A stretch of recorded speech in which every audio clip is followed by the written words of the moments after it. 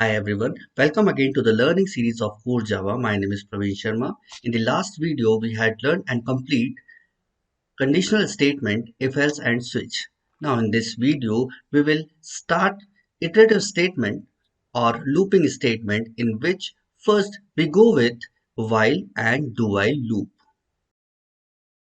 तो point number 1 हम लेते हैं जो है while loop. While loop is also known as entry control loop. तो while loop को entry control loop क्यों कहते हैं, चलिए देखते हैं सिंटेक्स बना के.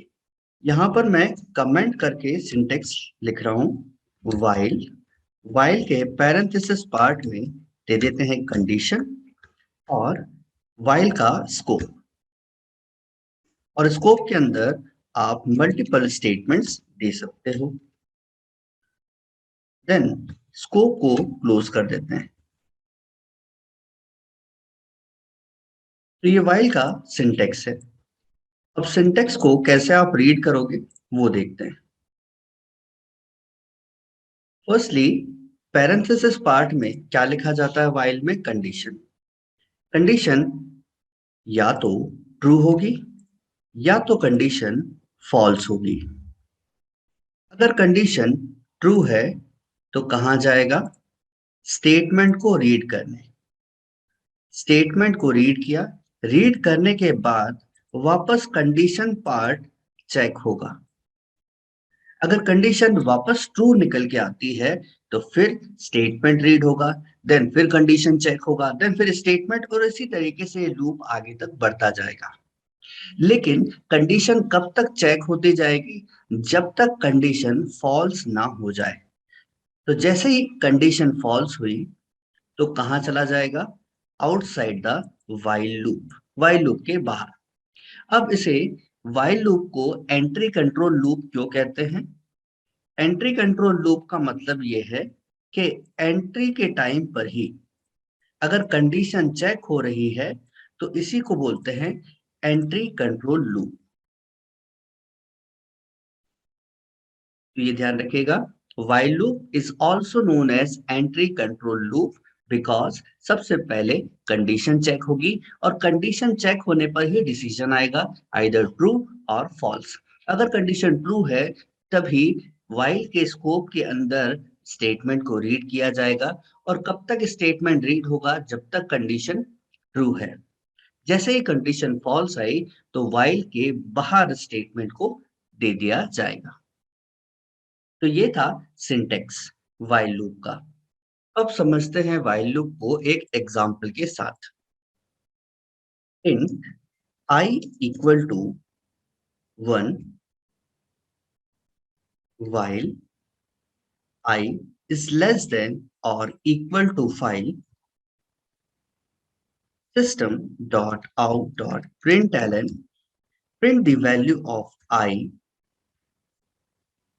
increment of I by 1. तो हमने यहाँ पर लिख दिया I प्लस प्लस. अब ये कैसे वर्क कर रहा है, कैसे आउटपुट आएगा, तो इसको भी मैं ड्रॉ करके आपको बताता हूँ. I की वैल्यू अभी क्या है, 1. कंडीशन while की कंडीशन चेक करी गई. 1 छोटा या बराबर है क्या 5 के, यस 1 छोटा है 5 के. अंदर गया और प्रिंट कर दिया वैल्यू ऑफ I जो कितनी है 1. देन I प्रिंट या I की वैल्यू प्रिंट होने के बाद I की वैल्यू कितनी हुई 2. कंडीशन फिर चेक हुई, क्या 2 छोटा या बराबर है 5 के, यस. अंदर गया, प्रिंट कर दिया वैल्यू 2. देन I की वैल्यू कितनी हुई 3. 3 छोटा या बराबर है 5 के, यस. अंदर गया और प्रिंट कर दिया 3. वैल्यू ऑफ I इंक्रीमेंट हो गया बाय 1, कितना हुआ 4. 4 इज लेस देन और इक्वल टू 5, यस. अंदर गया, I की वैल्यू प्रिंट कर दी जो अब कितनी है 4. देन I की वैल्यू में इंक्रीमेंट हो गया बाय 1, अब कितना हुआ 5. 5 छोटा या बराबर है 5 के, यस. 5 छोटा नहीं बराबर है 5 के. अंदर गया, प्रिंट कर दिया I की वैल्यू, और I की वैल्यू कितनी हुई 5. देन I की वैल्यू कितनी हुई 6. तो I की वैल्यू जैसे ही 6 हुई तो 6 छोटा या बराबर है 5 के? नहीं, 6 छोटा या बराबर नहीं है 5 के, तो कंडीशन यहाँ पर क्या हो चुकी है? फॉल्स। तो कंडीशन जैसे ही फॉल्स हुई तो लूप के अंदर नहीं जाएगा, ये स्टेटमेंट कहाँ चला जाएगा? Outside the loop. अब आउटसाइड द लूप प्रोग्राम ही क्या हो रहा है? एंड। तो क्या प्रिंट होता हुआ आपको मिलेगा? 1 2 3 4 5। चलिए इस प्रोग्राम को रन कराते हैं।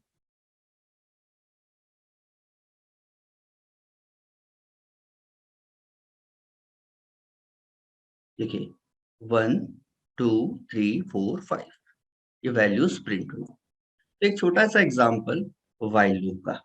नाउ कंपाइल टाइम और रन टाइम डिसीजन के बारे में अब मैं आपको बताने वाला हूँ। एक और एग्जांपल हम क्रिएट कर लेते हैं, एग्जांपल 2। इस एग्जांपल 2 में मैं थोड़ा सा चेंज करूंगा, जैसे कि मैं कोई वेरिएबल नहीं लेना चाहता। कंडीशन यहां पर मैं रखूंगा ट्रू। प्रिंट कराना है जावा, और कोई इंक्रीमेंट नहीं करना, क्योंकि वेरिएबल ही नहीं है तो इंक्रीमेंट पॉसिबल नहीं है। नाउ अब यहां पर देखिएगा इस एग्जांपल में वाइल, और वाइल की कंडीशन देखिए क्या है? ट्रू। अब ये ट्रू है तो ट्रू कोई वेरिएबल है क्या? नहीं है, ट्रू तो एक वैल्यू है। Value is also known as constant and also known as literal. तो यहां पर हम इसे क्या बोल सकते हैं कि true is a Boolean constant. True क्या है? बुलियन कांस्टेंट है। और हमें पता है किसी कांस्टेंट का डिसीजन कब आता है? कंपाइल टाइम पे। ओके, मतलब यहां पर डिसीजन कब आया? कंपाइल टाइम पे। कंपाइल टाइम पे डिसीजन आ चुका है ट्रू। ओके, ये मैंने आपको बताया था इफ एल्स के वीडियो में, अगर आप भूल गए तो दोबारा उस वीडियो को देखिएगा। तो व्हाइल ट्रू, ट्रू क्या है? Boolean constant. और बुलियन वैल्यू का डिसीजन या रिजल्ट कब आता है? Compile time. इसका मतलब है कंपाइल टाइम पे ही वैल्यू क्या हो चुकी है? ट्रू। तो कंपाइलर समझ गया कि रन टाइम पे भी मुझे कहाँ जाना है? अंदर ही जाना होगा। तो देखिए क्या प्रिंट किया, मैं कलर चेंज कर देता हूँ। कंपाइल टाइम पे डिसीजन है ट्रू, ट्रू है तो अंदर गया। क्या प्रिंट किया? जावा। जावा प्रिंट करने के बाद वापस कंडीशन चेक करी, कंडीशन फिर क्या मिली? ट्रू। वापस अंदर गया, प्रिंट किया जावा, फिर कंडीशन चेक करी, कंडीशन मिली ट्रू, फिर जावा प्रिंट किया। इसका मतलब है ये जावा इनफाइनाइट टाइम्स प्रिंट होता जाएगा। तो हम इसे क्या बोल सकते हैं? ये इनफाइनाइट लूप है, इनफाइनाइट टाइम्स जावा प्रिंट होगा। चलिए इस प्रोग्राम को भी रन कराते हैं।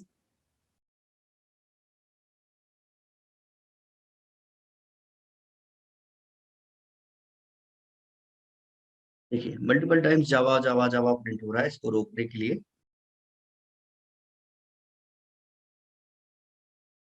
आप यहाँ से टर्मिनेट कर दीजिए राइट क्लिक करके, नहीं तो चलता जाएगा। ओके, तो ये था हमारा इनफाइनाइट टाइम्स लूप का एक एग्जांपल। नाउ एक और एग्जांपल मैं आपको बताता हूँ, और इस एग्जांपल में मैं व्हाइल लूप के खत्म होने के बाद लिख रहा हूँ वर्ल्ड। तो देखिए यहाँ पर आ गया एरर, आपको रेड अंडरलाइन दिख रही होगी। तो यहाँ पर कंपाइल टाइम एरर आया। अब क्या एरर आया चलिए देखते हैं। Unreachable code. ओके, तो जब भी इनफाइनाइट टाइम्स लूप चल रहा है कांस्टेंट कंडीशन लेके, तो हमेशा आउटसाइड लूप का जो भी स्टेटमेंट होगा वो अनरीचेबल स्टेटमेंट कहलाएगा। तो ये स्टेटमेंट जो है वो अनरीचेबल है। ऐसा क्यों? इस प्रोग्राम में एरर क्यों हो रहा है देखते हैं स्टेप बाय स्टेप। सबसे पहले व्हाइल लूप रीड किया गया। व्हाइल लूप की कंडीशन कैसी है? ट्रू। और ये ट्रू कंडीशन कब आ रही है? कंपाइल टाइम पे। कंपाइल टाइम पे ही डिसीजन क्या है, ट्रू, इसका मतलब है रन टाइम पे भी ट्रू रहेगा।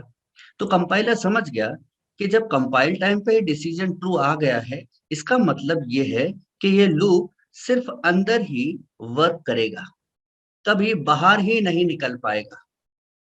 ओके, कभी बाहर ये लूप निकल नहीं पाएगा। इसका मतलब है ये बाहर वाला जो स्टेटमेंट लिखा हुआ है ये अनरीचेबल है, इसको रीच ही नहीं कर पाएगा जेवीएम। तो कंपाइलर पहले से ही एक एरर जनरेट कर देगा, अनरीचेबल स्टेटमेंट। तो ये एग्जांपल आप याद रखें। ना एक और एग्जांपल मैं इसी से मिलता जुलता आपको बताता हूँ।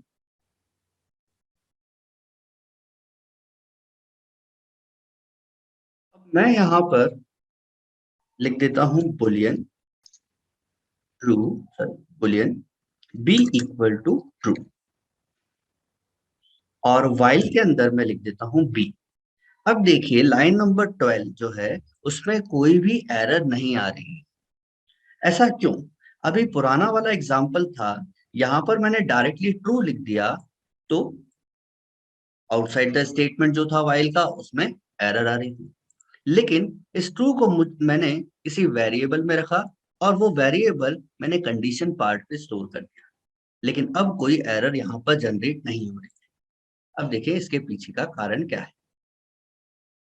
Boolean b equal to true, ये ट्रू इस बी को कब लोकेट होगा? रन टाइम पे। ओके, तो यहाँ पर वाइल वाइल के अंदर क्या है? बी। बी एक वेरिएबल है, लेकिन इस वेरिएबल को वैल्यू कब असाइन होगी? रन टाइम पे। तो कंपाइल टाइम पे तो अभी कोई वैल्यू असाइन नहीं हुई, तो कंपाइलर इस वाइल लूप को क्लियर कर देगा, मतलब नो एरर।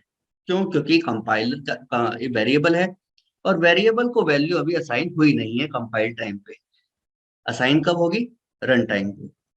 तो यहाँ पर जो डिसीजन है वो कब आएगा? रन टाइम पे। क्यों? क्योंकि बी को वैल्यू कब असाइन होगी?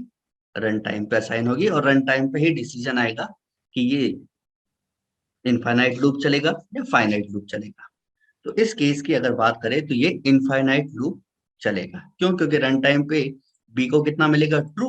और ट्रू का मतलब है कि हर बार कंडीशन चेक होती जाएगी, तो जावा जावा जावा जावा इनफाइनाइट टाइम्स प्रिंट होता जाएगा।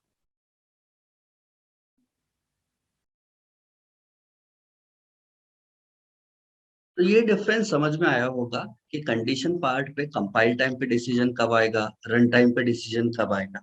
तो इसके एग्जांपल आप खुद से भी बना के देखिएगा। मैं कुछ नॉर्मल एग्जांपल्स आपको यहाँ पर बताता हूँ।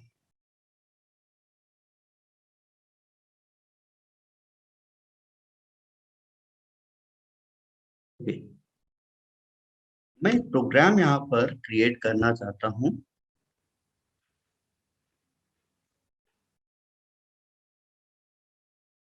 जिसमें मैं इनपुट लूंगा, मान लेते हैं 1024, तो आउटपुट आना चाहिए 4। और क्वेश्चन क्या है? Count digit of the number. किसी नंबर के डिजिट काउंट करने हैं, तो इस नंबर ये नंबर है 1024, इसमें कितने डिजिट हैं? 4, तो आउटपुट कितना आना चाहिए? 4। एक और इनपुट ले लेते हैं, जैसे कि 13, तो आउटपुट कितना आना चाहिए? 2, बिकॉज इस नंबर में कितने डिजिट हैं? 2। तो इसका हम प्रोग्राम क्रिएट करते हैं बाय यूजिंग व्हाइल लूप। यहाँ पर लिखिए व्हाइल, पहले एक वेरिएबल ले लेते हैं। मैं दोनों सैंपल के अकॉर्डिंग इसको बताता हूँ, या तो मैं स्कैनर क्लास का यूज कर लेता हूँ, तो बेस्ट होगा कि स्कैनर क्लास का यूज करें ताकि हम रन टाइम पे वैल्यू ले सकें।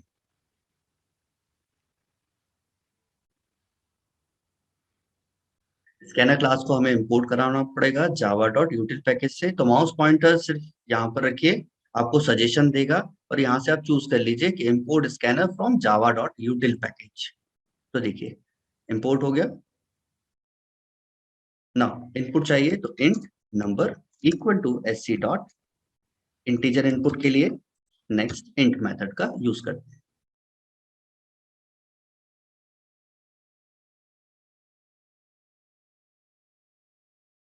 while num not equal to 0, ये लूप कब तक चलेगा? जब तक नंबर जो है वो नॉट इक्वल टू 0 रहे। और मैं एक और वेरिएबल क्रिएट करता हूं, count equal to initial value 0। Okay, num I equal to 0, sorry num not equal to 0। मान लेते हैं नंबर हमने दिया 1024, then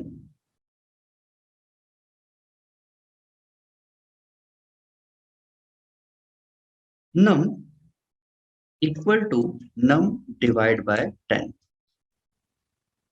then value of count को हम इंक्रीमेंट कर देते हैं। चलिए देखते हैं अब क्या होता है। मैं एक एक चीज आपको समझाता हूँ डायग्राम से। सबसे पहले while, और मान लेते हैं कि num की वैल्यू हमने 1024 दी है, तो 1024 not equal to 0, true, true है तो अंदर गया, अंदर गया तो 1024 को 10 से डिवाइड कीजिए। 1024 को 10 से डिवाइड करोगे तो कितना आएगा? 102। और ये 102 देखिए, 1024 को 10 से डिवाइड किया तो कितना आया? 102। और ये 102 वापस कहां स्टोर हो गया? नम में। तो नम की न्यू वैल्यू कितनी हुई? 102। देन काउंट की वैल्यू इंक्रीमेंट हुई, तो डिफॉल्ट वैल्यू काउंट की हमने कितनी रखी? 0, लेकिन अब काउंट की वैल्यू कितनी हो चुकी है? 1। अब यहाँ पर लूप खत्म हो रहा है, तो लूप स्टेटमेंट रीड हो चुके हैं, तो फिर कंडीशन चेक हुई। नम की वैल्यू अब कितनी है? 102। 102 नॉट इक्वल टू 0, यस, अंदर गया तो 102 को 10 से डिवाइड किया, तो 102 को 10 से डिवाइड करोगे तो कितना आएगा? 10। लूप फिर चला, सॉरी नीचे काउंट की वैल्यू इंक्रीमेंट हुई, काउंट की वैल्यू कितनी हो गई है? 2।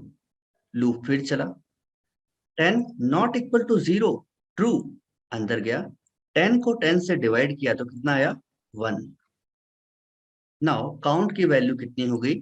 3। लूप फिर चला, 1 नॉट इक्वल टू 0, यस, अंदर गया, तो 1 को 10 से डिवाइड कीजिए, कितना आया? 0। देन काउंट की वैल्यू इंक्रीमेंट हुई, कितना हुआ? 4। लूप फिर चला, 0 नॉट इक्वल टू 0, फॉल्स। जैसे ही फॉल्स हुआ तो while लूप के अंदर नहीं जाएगा, कहाँ गया? बाहर। और बाहर हम प्रिंट करवा देते हैं value of count. Value of count को हम प्रिंट करा देते हैं। राइट क्लिक करके रन कराएं प्रोग्राम को, तो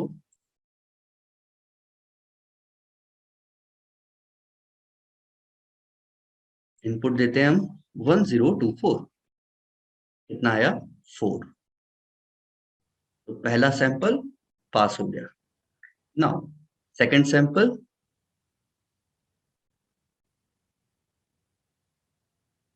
13, कितना आया? 2।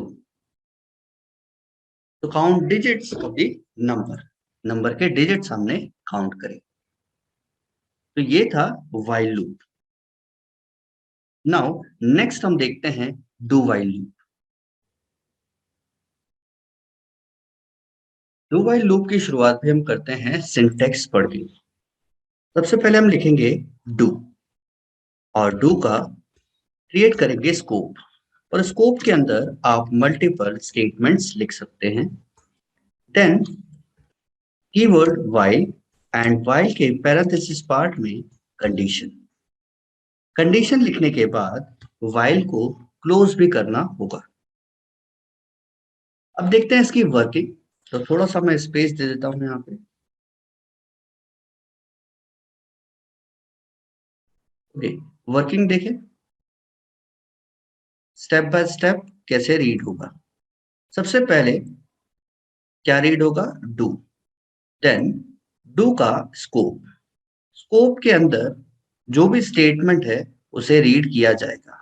स्टेटमेंट्स रीड करने के बाद डू क्लोज होगा। डू क्लोज होने के बाद व्हाइल लूप की कंडीशन चेक होगी। कंडीशन आइदर ट्रू और फॉल्स। मान लेते हैं कि कंडीशन ट्रू है। अगर कंडीशन ट्रू है तो वापस क्या रीड होगा?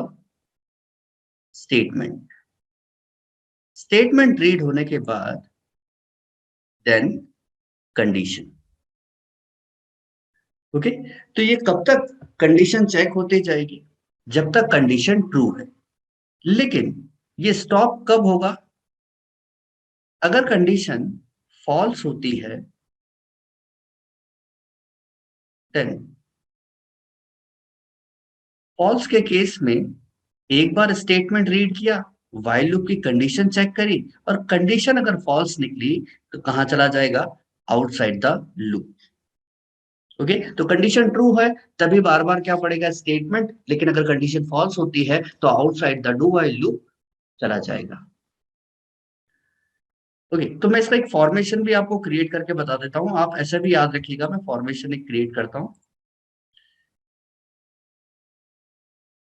For true. तो ट्रू के लिए सबसे पहले स्टेटमेंट, मैं कैपिटल एस नोट करूंगा स्टेटमेंट के लिए। स्टेटमेंट के बाद कंडीशन। अगर कंडीशन ट्रू है तो वापस क्या पड़ेगा? स्टेटमेंट। स्टेटमेंट के बाद कंडीशन। कंडीशन अगर अभी भी ट्रू है देन वापस स्टेटमेंट। ओके, और ऐसा आगे तक चलता जाएगा। अगर कंडीशन फॉल्स है, और फॉल्स कंडीशन, तो सबसे पहले स्टेटमेंट पड़ेगा देन कंडीशन चेक होगी। कंडीशन अगर फॉल्स होती है तो स्टॉप। यहीं पर ही लूप क्या हो जाएगा? स्टॉप। ओके, अब ध्यान से देखिएगा,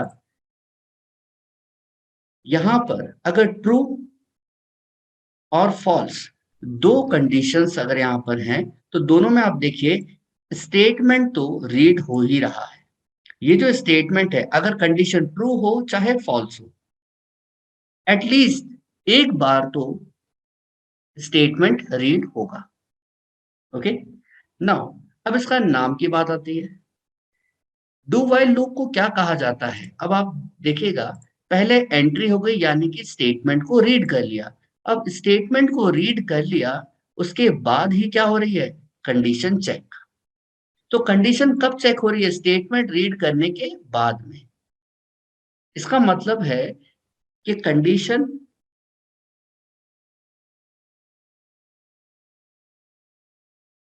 इसका मतलब है कि एग्जिट होने के दौरान कंडीशन को चेक किया जा रहा है। तो do while loop is also known as exit control loop. यानी कि जब एग्जिट हो रहा है ये स्टेटमेंट तब कंडीशन चेक होती है।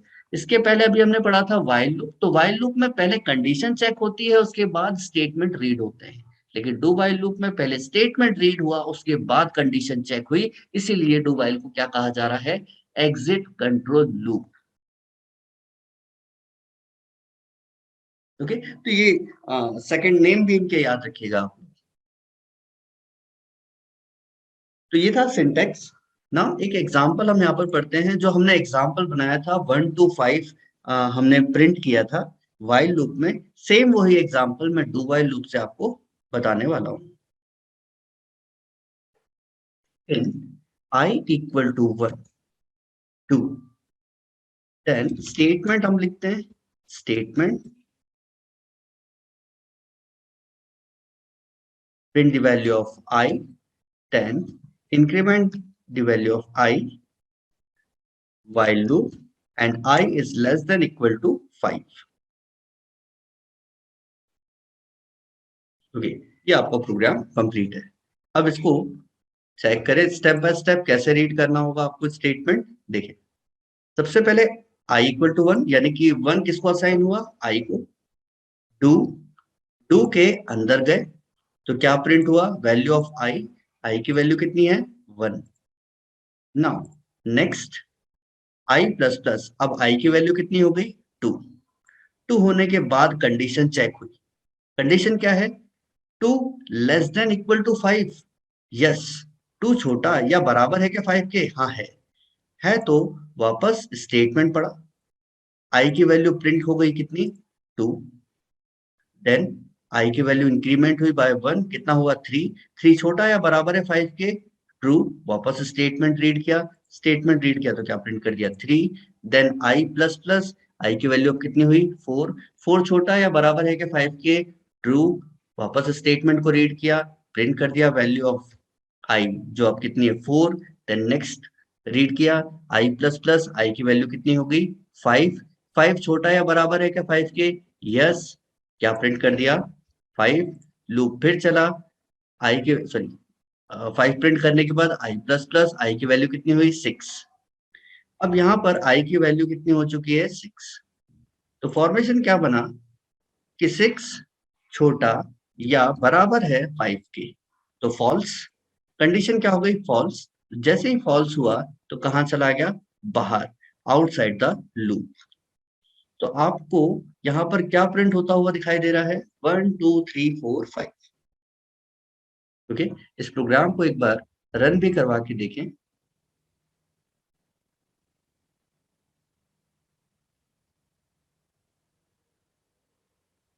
1 2 3 4 5 ये प्रिंट होता हुआ हमें मिल रहा है।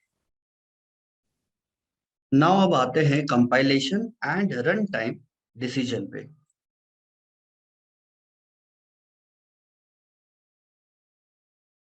ओके, यहाँ पर थोड़ा सा एग्जांपल चेंज करूंगा, आप लोग उसको व्हाइल लूप में भी यूज करके देखिएगा। कंडीशन में क्या लिख रहा हूँ? Do system dot out dot println and print a value java now while then 10 is less than 20. Okay, do. अब सबसे पहले कंपाइलर कैसे इस प्रोग्राम को रीड कर रहा है उसे आप देखिएगा। कंपाइलर कैसे इस डू वाइल को रीड कर रहा है? सबसे पहले ये देखिए, जो मैंने हाईलाइट किया है वो कंपाइलेशन के लिए है। डू सही लिखा है, कर्ली ब्रैकेट सही लगे हुए हैं, अंदर स्टेटमेंट भी सही लिखा हुआ है, वाइल। लेकिन इस वाइल के अंदर जो कंडीशन है वो कंडीशन कांस्टेंट एक्सप्रेशन से बनी हुई है। 10 एक कांस्टेंट है, 20 भी एक कांस्टेंट है। तो 10 छोटा है क्या 20 से? ये डिसीजन यहाँ पर आया कि 10 छोटा है क्या 20 से। आंसर क्या मिला? ट्रू। तो कंडीशन ट्रू है, तो कंपाइलर समझ गया कि भाई कंपाइल टाइम पे ही डिसीजन अगर ट्रू है तो रन टाइम पे भी सेम डिसीजन ही होगा, ट्रू। और ये जो लूप है ये हमेशा ट्रू है, तो कहाँ जाएगा? स्टेटमेंट को रीड करने। स्टेटमेंट रीड करेगा, देन कंडीशन चेक करेगा, फिर स्टेटमेंट रीड करेगा, कंडीशन चेक करेगा। इसका मतलब है कि ये लूप इसी डायरेक्शन में घूमता जा रहा है। तो ये क्या हुआ? हमारा इनफाइनाइट लूप।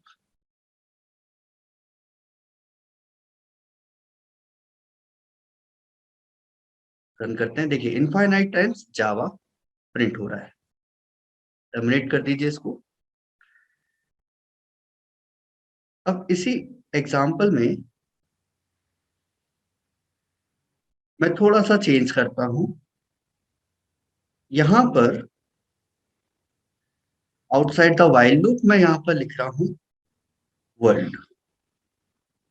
ओके, बस इतना सा चेंज किया। देखिए अब अंडरलाइन, रेड कलर की अंडरलाइन यहां पर आ चुकी है। इसका मतलब ये क्या है? Compile time error. Compile time error क्यों आया?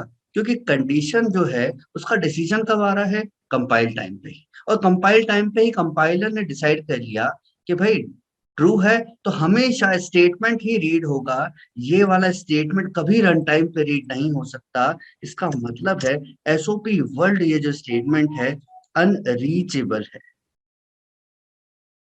Unreachable statement.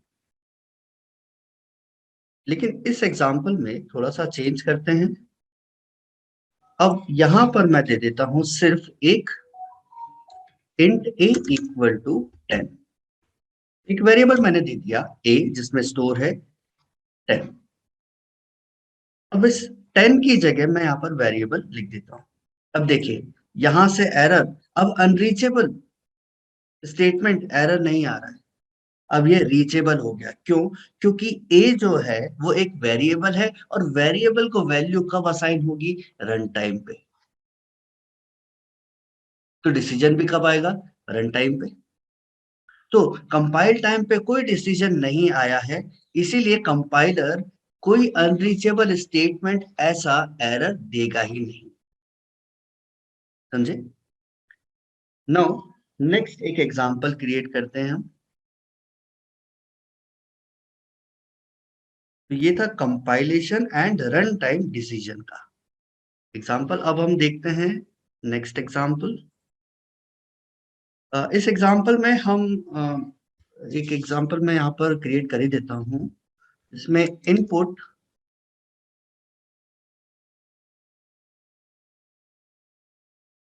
हम देते हैं 1024 और आउटपुट आना चाहिए 1 प्लस 0 प्लस 2 प्लस 4।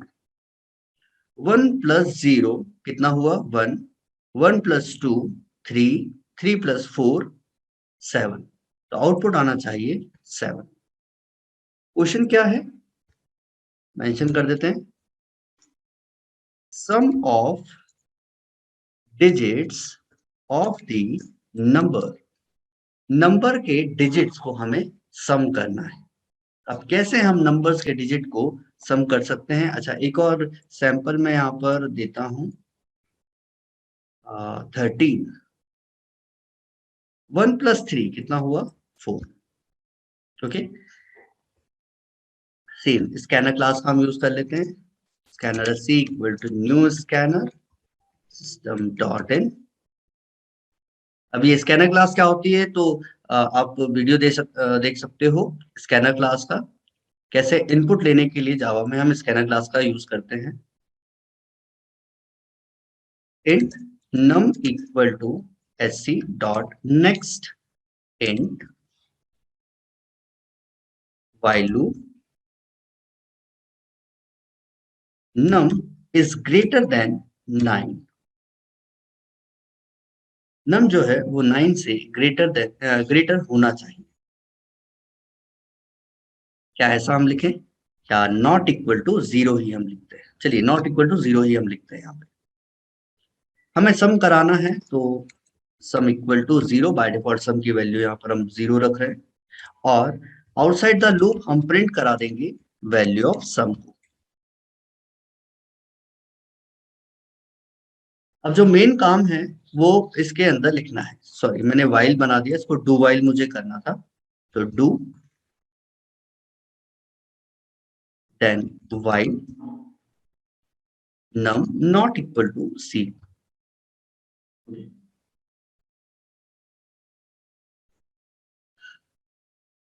अब जो भी हमें कंटेंट लिखना है या जो भी हमें लॉजिक लिखना है वो डू के अंदर ही लिखना होगा।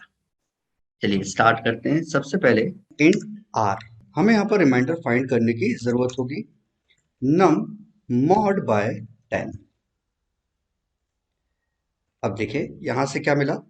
मान लेते हैं नम की वैल्यू 1024 है। 1024 को 10 से डिवाइड करिए तो रिमाइंडर कितना आएगा? 4। तो ये 4 कहां जाके स्टोर हुआ? आर में। आर की वैल्यू हुई 4। Then sum plus R, value of sum कितना है? 0 प्लस आर अभी हमने फाइंड किया जो कितना है? 4। 0 प्लस 4 करेंगे तो कितना आएगा? 4। और इस 4 को वापस कहां स्टोर कर दें हम? सम में। तो वैल्यू ऑफ सम अब कितना हो गया है? 4। Then num equal to num divide by 10। Num की वैल्यू है 1024। 1024 को 10 से डिवाइड करिए तो कितना आएगा? 102। ये 102 वापस कहां स्टोर हो जाएगा? नम में। देन कंडीशन चेक करी, नम नॉट इक्वल टू 0 और नम की वैल्यू कितनी है? 102। 102 क्या 0 के इक्वल नहीं है? ट्रू। ट्रू है तो वापस स्टेटमेंट को रीड किया। स्टेटमेंट को रीड किया तो 102 divide by 10, sorry 102 mod by 10। 102 को डिवाइड करिए 10 से तो रिमाइंडर कितना आएगा 2। नाउ आर की वैल्यू कितनी हुई 2। सम कितना था अभी 4। 4 प्लस 2 करिए कितना हुआ 6। तो सम की न्यू वैल्यू क्या आई 6। Then 102 divide by 10।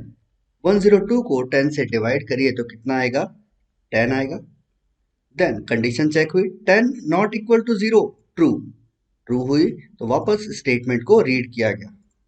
Then 10 mod by 10। जब 10 को 10 से डिवाइड करेंगे तो रिमाइंडर कितना आएगा 0। नाउ सम कितना है 6। 6 प्लस 0 कितना हुआ 6। 10 को 10 से डिवाइड करिए तो कितना आया 1।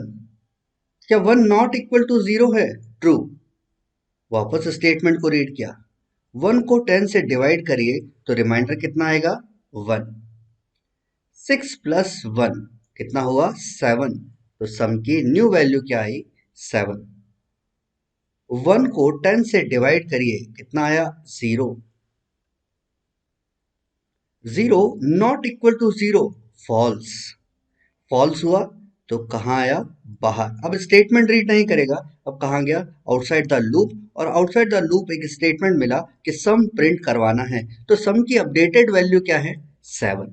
यहां पर क्या प्रिंट होता हुआ मिलेगा हमें 7। चलिए रन करते हैं इसको।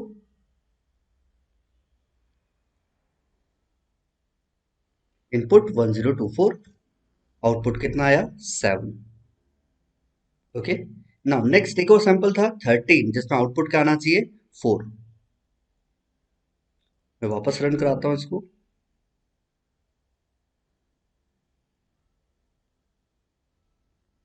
13 कितना आया 4। ओके। तो दोनों सैंपल यहां पर प्रॉपर वर्क कर रहे हैं। तो ये था वाइल और डू वाइल लूप का एग्जाम्पल। नाउ नेक्स्ट आते हैं। नेक्स्ट है कि वाइल और डू वाइल ये एक्चुअली में यूज कहां पर किए जाने चाहिए, कहां पर ये यूज होते हैं। तो वाइल और डू वाइल कहां पर यूज होंगे इसकी डेफिनेशन। अगर हमें पहले से नहीं पता कि नंबर ऑफ आइट्रेशन कितने हैं तो हम यूज करते हैं वाइल और डू वाइल। जैसे कि मैंने एक प्रोग्राम बनाया, इस प्रोग्राम में मैंने दो इनपुट लिए, एक तो 1024 मतलब एक नंबर जिसमें 4 डिजिट्स है और एक नंबर जिसमें 2 डिजिट्स है। और हो सकता है कि अगला एक और हम रन करवाएं और उसमें 6 डिजिट का नंबर दे दें। तो हमें पता नहीं है कि यूजर कितना इनपुट दे रहा है, 4 डिजिट दे रहा है, 1 डिजिट दे रहा है, 2 डिजिट दे रहा है या 6 डिजिट दे रहा है। तो उस हिसाब से लूप कितना चलाना चाहिए, तो सभी डिजिट्स पे ये लूप वर्क कर रहा है। उसी तरीके से कितने आइट्रेशन अगर हमें चलाने हैं वो हमें पहले से नहीं पता हो तो ही हम क्या यूज करेंगे while and do while loop। if you don't know number of iterations then you can go with while and do while। लेकिन नंबर ऑफ आइट्रेशन हमें पहले से पता है तो हम क्या यूज करते हैं for loop, जो हम पढ़ेंगे नेक्स्ट वीडियो में। तो अभी तक के लिए इतना ही। Thank you.